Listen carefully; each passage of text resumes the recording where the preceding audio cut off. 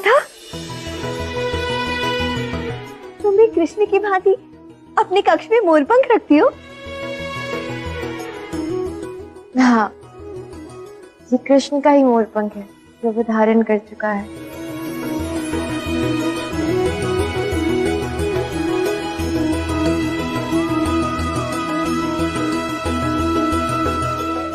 कृष्ण का धारण किया हुआ मोरपंख?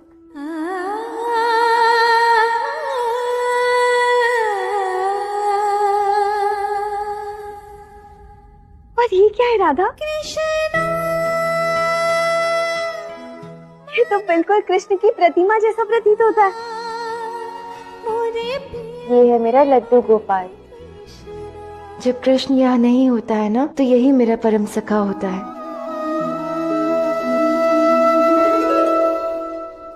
राधे राधे।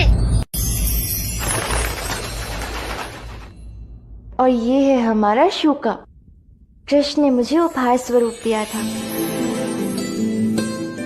तुमसे मिलकर अति प्रसन्नता हुई। राधे राधे।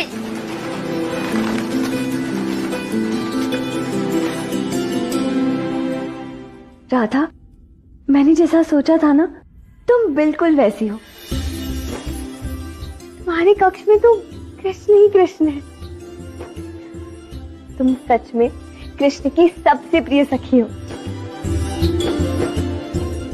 अच्छा, वैसे ये तो बताओ, तुम कृष्ण के विषय में इतना सब कुछ कैसे जानती हो? इतनी रुचि क्यों है कृष्ण में? ऐसे सत्य कहूं तो बाहर सबके समक्ष मैंने झूठ कहा था कि मैं रेवती की सखी हूं, क्योंकि मैं नहीं चाहती थी कि कोई मेरी पहचान जाने।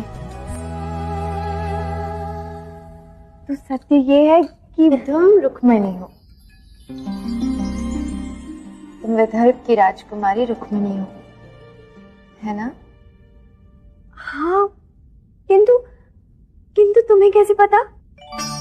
बस ये समझ लो कि जो कृष्ण से प्रेम करता है, उसकी आहट को मैं पहचान लेती हूँ कि वो कृष्ण प्रेम में है।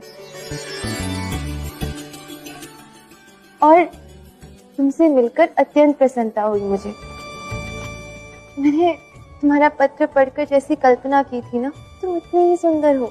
तुम भी बिल्कुल वैसी हो जैसा मैंने सोचा था राधा। सुंदर, शालीन और मृदुल। मेरे जीवन में आज जो कुछ भी सुख है ना, वो केवल तुम्हारे कारण है राधा। केवल तुम्हारे कारण कृष्ण मुझे बचा कर लाया। तुम्हारे ही कारण मेरा विवाह, मेरे जीवन के प्रेम कृष्ण से संभव हो रहा है।